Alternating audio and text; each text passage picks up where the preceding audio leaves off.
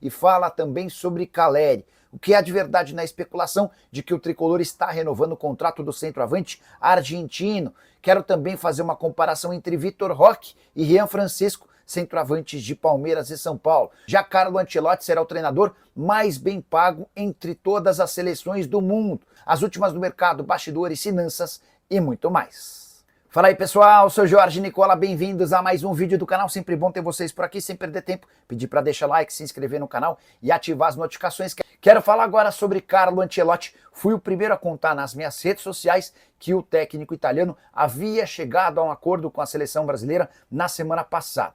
Quero acrescentar e avançar na notícia, afirmando que o Ancelotti será o treinador de seleção mais bem pago do mundo. O acordo entre CBF e Carlo Ancelotti prevê pagamentos mensais de 5 milhões de reais, valor fixo excluindo todos os bônus que estão atrelados à conquista. Se o Brasil for campeão da próxima Copa do Mundo, o Ancelotti vai ficar muito rico. Importante contar que hoje o treinador de seleção mais bem pago do planeta é Thomas Tuchel, que comanda a seleção inglesa e fatura 3 milhões e 100 mil reais mensais. Maurício Pochettino, que dirige a seleção americana, ganha 2 milhões e 800 mil por mês. Julian Nagelsmann, que é técnico da Alemanha. Roberto Martinez, técnico de Portugal. E Didier Deschamps, técnico da seleção francesa, embolsam 2 milhões e meio de reais cada.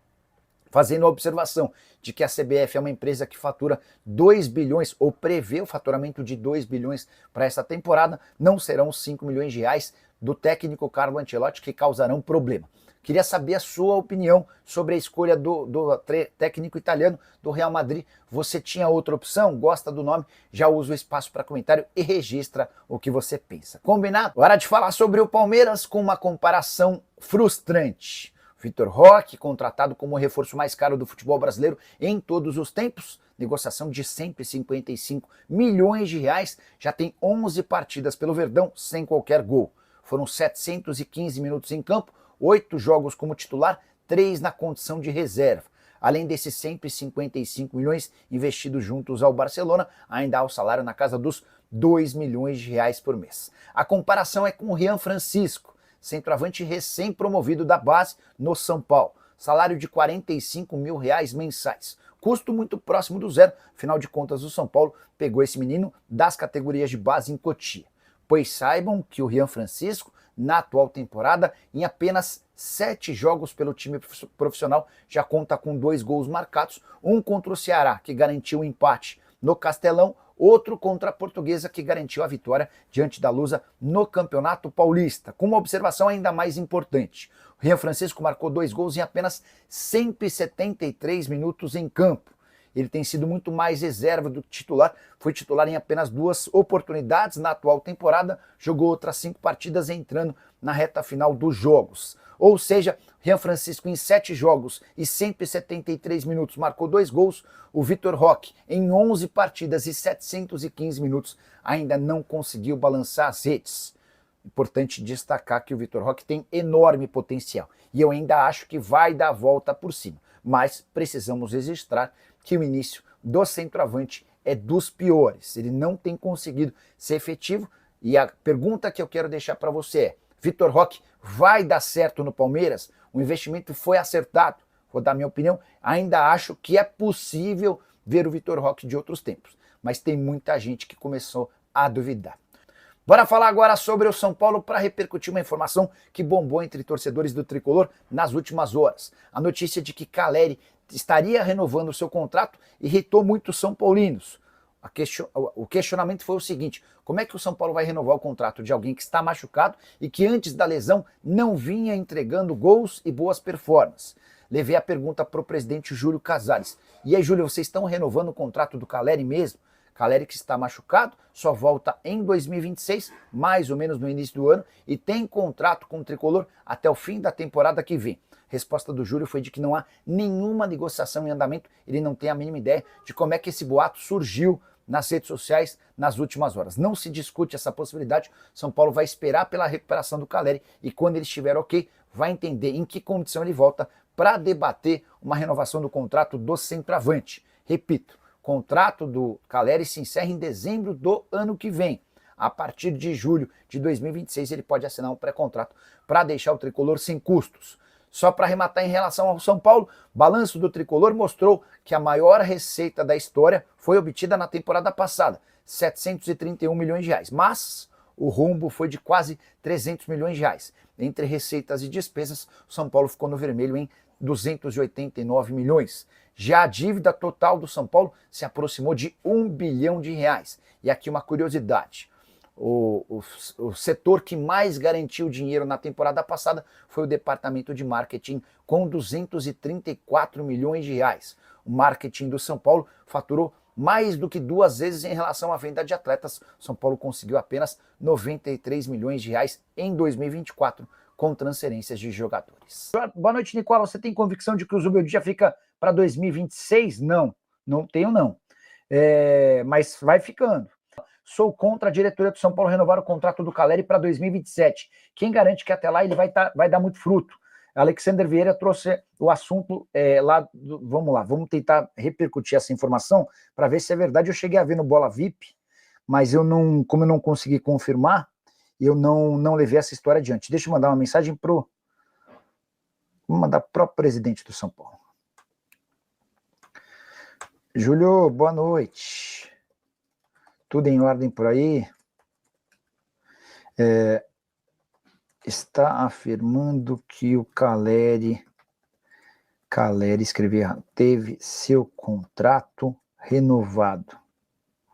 Isso é verdade? Vamos ver o que o presidente do São Paulo nos responde, tá? Estamos ao vivo. Hora de falar sobre o São Paulo e a busca por um atacante. Carlos Belmonte, diretor de futebol do Tricolor, atualizou a situação e disse o seguinte, abre aspas, do ponto de vista financeiro ainda temos problemas. A contratação de um centroavante é difícil, especialmente considerando o alto custo dessa posição no mercado. Porém, nossa equipe de scout está à procura de um nome para ajudar a completar o elenco. Contei para vocês na semana passada que cerca de 100 jogadores desempregados foram oferecidos ao São Paulo desde a lesão do Calleri. Nenhum dos 100 causou grande impacto. A maior parte por conta da questão física e técnica, alguns pela questão financeira. O São Paulo hoje não tem grana para grandes investimentos. Já havia dito também que o Tricolor hoje precisa reduzir sua folha em cerca de 3 milhões de reais por mês. E centroavantes de bom nome custam dinheiro. Vou citar um exemplo, o Carlos Vinícius, que encerra seu contrato com o Fulham na metade do ano, por lá ganha mais de 1.200.000 reais por mês. Gostaria de manter essa realidade no futebol brasileiro, que torna mais complicada a sua contratação. São Paulo não desistiu de um centroavante, mas o fato de André Silva e Rian Francisco estarem respondendo, o Rian marcou o gol do empate contra o Ceará, garante um pouco mais de tempo para que o Tricolor tome essa decisão. Hora de falar sobre o São Paulo com um custo impressionante do seu departamento de futebol. De acordo com o balanço financeiro divulgado recentemente pelo Tricolor e referente a 2024, dá para afirmar que o São Paulo gastou cerca de 26 milhões de reais por mês com atletas, comissão técnica e demais integrantes do departamento de futebol.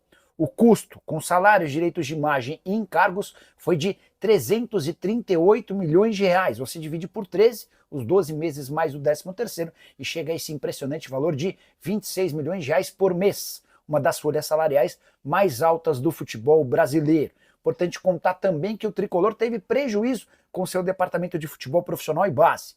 O déficit foi de 73 milhões de reais. Isso porque base profissional arrecadaram 583 milhões e gastaram 655 milhões. Também por causa do futebol, São Paulo registrou em 2024 um prejuízo total de 287 milhões e viu sua dívida alcançar 968 milhões de reais, um crescimento de quase 300 milhões de reais. Pela primeira vez em sua história, o São Paulo se aproxima de 1 bilhão de dívida. Boa noite, Nicola. Com o gol do Rian ontem, será que o Zubeldia vai mudar o pensamento dele agora? Vai ter mais chances daqui para frente? Achei que o Rian andou bem, cara, não só pelo gol, mas pela forma como ele se relacionou com o Zubeldia depois do gol, enfim. Pro jogador, essa essa ideia de ir para o embate, de ir para o conflito com o técnico não é boa, não vai acrescentar nada a ele, né? E da forma como ele conduziu o negócio, acho que foi inteligente da parte dele.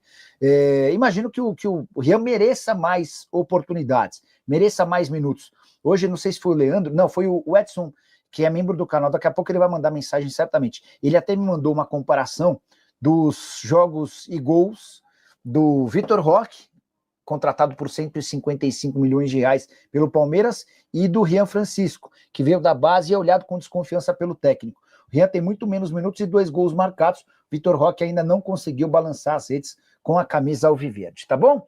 Nicola, o São Paulo perdendo e o Rian faz um gol. Nem os mais velhos não conseguiram ontem. Se o Rian não faz, nós tínhamos perdido. Rodrigão, é assim, cara. Eu vou pôr todas as coisas para fora.